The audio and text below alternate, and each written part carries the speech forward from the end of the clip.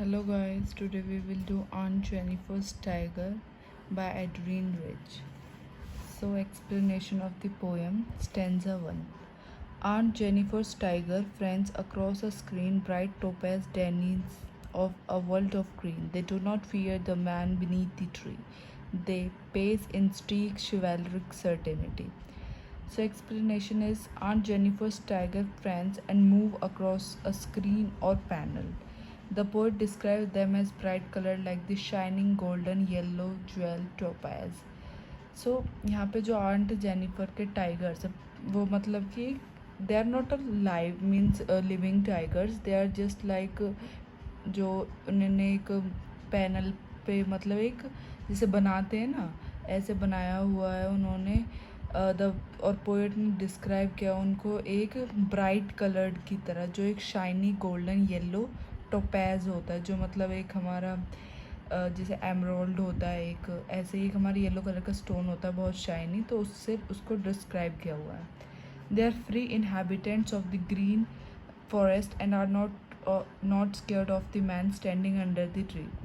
और वो बहुत ज़्यादा फ्री इनहेबिटेंट्स हैं, ठीक है, जो ग्रीन फॉरेस्ट उनके, और उन्हें ना ही वो डरते हैं कोई भी अगर मैन उनके ट्री के नीचे खड़ा है. They are not at all scared of them.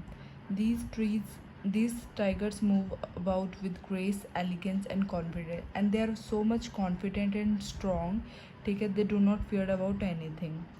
So aunt Jennifer's tigers are not real और लिविंग टाइगर्स. सो ये मैंने बताया था कि वो लिविंग टाइगर्स नहीं है. They are the images created by her own tapestry, ठीक है. तो ये टेपेस्ट्री पे बनाई गई. टेपेस्ट्री एक वो होती है जैसे कि एक वुलन टाइप में होता है, उसमें आर्ट वगैरह कुछ भी हम बना सकते हैं. सो उस पर उन्होंने बनाया हुआ है. Aunt Jennifer who is held captive by the oppressive hand of patriarchal society creates in her art an alternate world of freedom. तो यहाँ पे डिस्क्राइब किया गया जो आंट जेनिफर वो बहुत ज़्यादा ऑप्रेस्ड है, ठीक है, बहुत ज़्यादा मतलब स्ट्रेस्ड है और डिप्रेस्ड है. तो यहाँ पे जो उनकी आर्ट है वो डिपिक्ट करती है world of freedom which she wanted. The tigers represent her dreams, her desire to be free from constant fear and oppression that governed her life. और जो टाइगर है वो रिप्रेजेंट करता है उनके ड्रीम. क्या ड्रीम है उनका कि शी वॉन्ट द फ्रीडम, ठीक है, freedom and free from fear and operation जो अभी उनकी लाइफ में चल रहा है. These majestic and fearless tigers also present a sharp contrast to Aunt Jennifer herself, who is bound by the constraints of married life. तो जो ये fearless tigers हैं वो एक प्रेजेंट कर रहे हैं शार्प कॉन्ट्रैक्ट किसको, आंट जेनिफर को, हरसेल्फ, जो मतलब बहुत सारी कॉन्स्टेंट बहुत सारी प्रॉब्लम्स अपनी मैरिड लाइफ में फेस कर रही हैं. So this is stanza 1. So in this stanza 1 they only just told about कि टाइगर्स का हमारा मेन मोटिव यहाँ पे क्या दिखाया गया, aunt Jennifer's what she wanted, ठीक है. stanza 2. Aunt Jennifer's fingers fluttering through her wool find even the ivory needle hard to pull. The massive weight of Uncle's wedding band sits heavily upon Aunt Jennifer's hand. In the second stanza, Aunt Jennifer appears to be creating beautiful images of the tigers by using wool. So second stanza में जो Aunt Jennifer's है, ठीक है, वो क्या दिखा रही है, ब्यूटीफुल जो इमेजेस उन्होंने बनाई है वूल को यूज़ करके, ठीक है. But she find it quite hard to pull even the ivory needle. Ivory needle वो होती है जिससे हम कोई स्वेटर वगैरह बनाते हैं, ठीक है, मतलब डंडी सी होती है वो. तो शी फाइंड मतलब उन्हें ये भी जो आइवरी नीडल वो बहुत ज़्यादा मतलब कि इतना वेट नहीं होता उनमें, बहुत वैसी होती हैं, तो वो भी उनसे उठ नहीं पा रही हैं, ठीक है. She find it quite hard to pull. So she is so terrorized and tortured that she is unable to carry the weight of the wool. क्योंकि वो इतनी ज़्यादा टॉर्चर्ड फील कर रही हैं, इतनी डिप्रेस्ड फील कर रही हैं कि वो वेट भी नहीं कैरी कर पा रही हैं वूल का. हर फिंगर्स फ्लटर, और उनकी जो फिंगर्स है वो बहुत ज़्यादा काँप रही हैं. The uncle's wedding band seems heavy on her hand.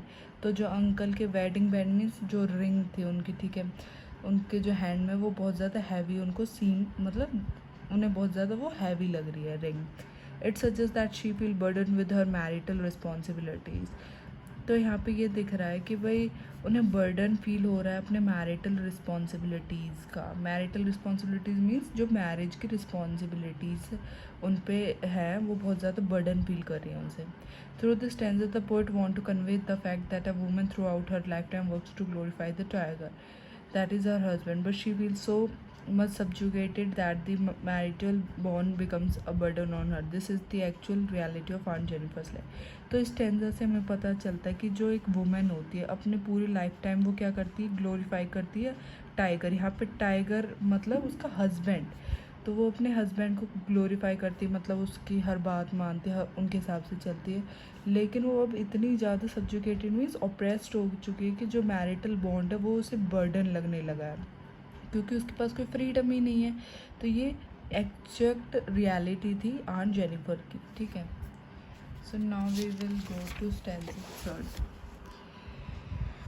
When aunt is dead, her terrorized hand will lie still ringed with ordeals she was mastered by. The tigers in the panel that she made will go on prancing proud and unafraid. The final stanza reveals a sad truth. यहाँ पे अब एक sad truth हमें पता चलेगा, कड़वा सच।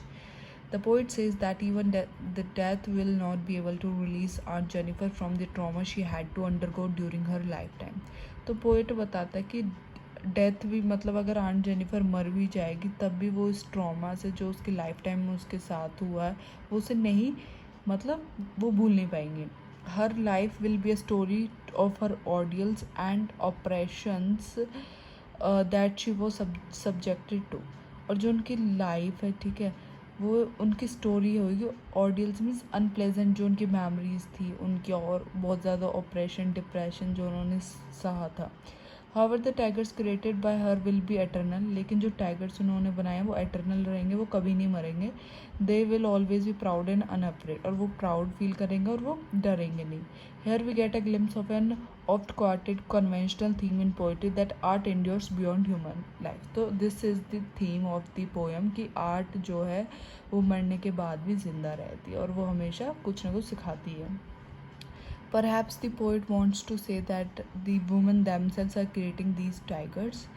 और poet ये बताता है कि वुमेन जो खुद मतलब इन टाइगर्स को बनाती है, they need to break their shackles and be unafraid like the tigers themselves. और यहाँ पे पोएट बताते हैं कि इनको अपने जो बेड़ियाँ उनको तोड़ के बाहर निकलना चाहिए और अनअफ्रेडली अपने आप को फ्रीडम के साथ अनअप्रेस्ड होके आगे बढ़ना चाहिए। One more thing that can be inferred from the poem is that aunt Jennifer who for long has borne the miseries she was subjected to now longs for freedom from dominance and male choice.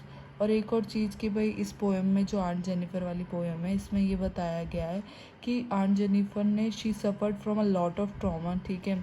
और ये जो था ये किस चीज़ का, अब ये time है कि हमें जो ये मेल चॉविज्म है मीन्स कि जो मेल डोमिनेटेड सोसाइटी है वो हमें उसे ख़त्म कर देना चाहिए। ओके, सो यहाँ पे इन दोनों का कॉन्ट्रैस्ट इंपॉर्टेंट होता है कि भाई टाइगर और आंट जेनिफर्स का क्या कॉन्ट्रास्ट है। फिर उसके बाद ये कुछ वर्ड मीनिंग्स है, this will help you out like prance, jump और move, screen, topaz, denizens, chivalric, certainty, fluttering, massive, वेटिंग band, ringed ordeals, mastered panels.